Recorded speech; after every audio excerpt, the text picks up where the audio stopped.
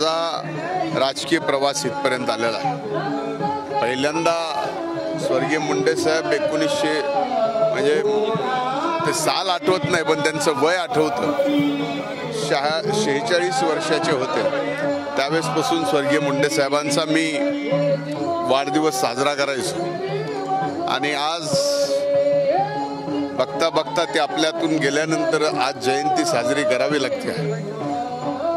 भावना मिश्रित आहेत पण नक्की एकच आहे की आज जरी साहेब नसले तरी जयंतीच्या दिवशी एक आगळं वेगळं त्यांच्या या ऊर्जा स्रोतातून या गोपीनाथ गडावून एक वेगळी ऊर्जा आणि प्रेरणा घेऊन मी ताई आणि असंख्य आमचे सहकारी इथं येऊन समाधीस्थळी नतमस्तक होऊन एक संघर्षाची लोकसेवेची ऊर्जा पाठी घेऊन आणि त्यांनी जसं आजपर्यंत गोरगरिबांच्यासाठी सबंध आयुष्य त्यांच्या संघर्षासाठी वेचलं तसं आपणही या ठिकाणी करण्यासंबंधी नतमस्तक होऊन आशीर्वाद घ्यायचे।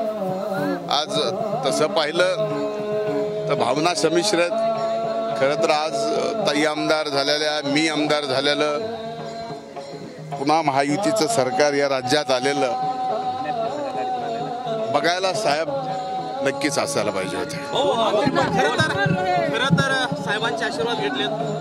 मंत्रिमंडळाचा विस्तार आहे 14 तारखेला, हॅट्रिक करणार आहे तुम्ही नावाची चर्चा आहे, काय अपेक्षा आहे? नाही, हे बघा, हे सर्व पक्ष नेतृत्वाच्या हातात आहे। मंत्रिपदाची जबाबदारी देणं न देणं, आपण किती योग्यतेत आहोत असणं नसणं याचं सर्व मूल्यमापन हे पक्ष आणि पक्ष नेतृत्व ज्या त्या पक्षाचा करतं आणि त्या मूल्यमापनातून आणि त्या सगळ्या ह्याच्यात आपण ॲसेट आहोत का लायबिलिटीज आहोत ह्या सगळ्या गोष्टीचा विचार पक्ष करेल, पक्ष नेतृत्व करेल आणि त्यावेळेस ती जी जबाबदारी देईल त्या जबाबदारीतून आपण सामान्य माणसाची सेवा करू। संतोष देशमुख यांचा खून झाला आहे बीड जिल्ह्यात आणि त्या प्रकरणावर राजकीय आरोप प्रत्यारोप देखील होत आहेत, काय सांगणार? मुळामध्ये मला अतिशय दुःख आहे, अतिशय भयंकर वेदना आहेत की स्वर्गीय संतोष देशमुख आज आपल्यात नाही आहे आणि ज्या प्रकारे ह्या घटना घडल्या त्या या कुठंतरी बीड जिल्ह्याला काळीमा फासणार आहेत। यामध्ये जे कोण दोषी असतील त्यांच्यावरती कडक कारवाई झाली पाहिजे आणि कडक कारवाई करताना कोणीही असो त्याला कसल्याही प्रकारे सोडलं गेलं नाही पाहिजे ही भूमिका स्पष्टपणानं पहिल्यापासून राहिलेली। या प्रकरणातच नाही, अशा दुर्दैवी कितीही प्रकरणं झाली त्या बाबतीमध्ये, पण एक भाग बघितला तर मी स्वतः अगोदरच याबाबतचं पत्र पोलीस मुख्यालयामध्ये दिलेलं आहे आणि या बाबतीत ज्यांनी कुणी हे प्रकरण केलंय, जे खरे हत्यारे आहेत त्यांना कठोर ती कठोर कारवाई व्हावी आणि स्पीड ट्रॅक कोर्टामध्ये हे प्रकरण चालवलं पाहिजे, त्याशिवाय लवकर न्याय मिळणार नाही आणि ज्यांनी कुणी केलंय त्याला शिक्षाही मिळणार नाही। या भावनेतून मला या ठिकाणी एकच सांगायचं आहे या मायबाप बीड जिल्ह्यातल्या जनतेला, सर्व जाती धर्मातल्या, की हे प्रकरण जे झालं हे कुठल्याही राजकारणामुळे झालेलं नाही, हे प्रकरण कामाच्या व्यवहारातून झालेलं प्रकरण आहे।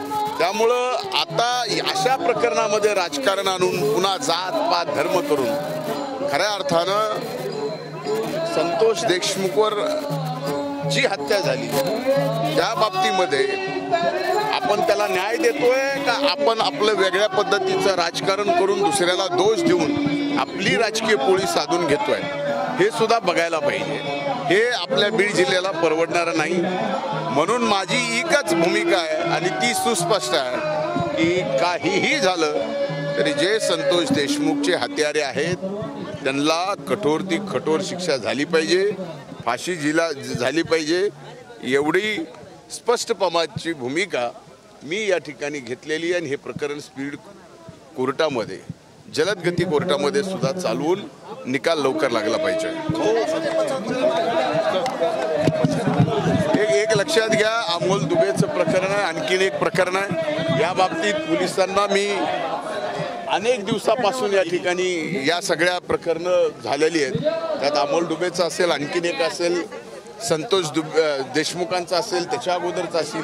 ही जी काही प्रकरणं आहेत या प्रकरणाच्या बाबतीत वारंवार पोलिसांना सांगितलं, पण या काळात आपल्याला माहिती आहे सरकार स्थापन झालं आहे, पण स्थानिक जबाबदारी आणखीन कुठलीच कुणाला मिळालेली नाही आहे. आणि या सगळ्या गोष्टीमुळं पोलिसांना स्पष्ट शब्दात सांगितलं आहे की कायदा आणि सुव्यवस्था कुठंतरी बीड जिल्ह्याचा बिघडताना दिसत आहे आणि पोलिसांनी त्यामध्ये तात्काळ लक्ष घातलं पाहिजे. आणि मला असं वाटतं की हे सगळी परिस्थिती झाल्यानंतर पोलीस नक्कीच याच्यात जास्तीचं लक्ष घालतात. असा आरोप करत आहेत की बीडचं पुन्हा एकदा बिहार होतंय असा आरोप. हे बघा, जे विरोधक एक माझी हात जोडून विनंती आहे, असा महाराष्ट्रातला कुठला जिल्हा आहे का की जिथं खून वगैरे झाला नाही, जिथं हत्या झाली नाही, जिथं चोरी झाली नाही, जिथं किडनॅपिंग झाली नाही? ह्या सगळ्या महाराष्ट्रातल्या प्रत्येक जिल्ह्यात, देशातल्या प्रत्येक जिल्ह्यात या ठिकाणी होतं. मग बीडचाच बिहार झाला का? आपण आपलीच लोक आपल्याच मातीतली का म्हणतो? हा, घटना झाली ती अतिशय दुर्दैवी आहे, क्लेशदायक आहे, संताप आणणारी आहे, पण कृपा करून बीड जिल्ह्याला बदनाम करू नका.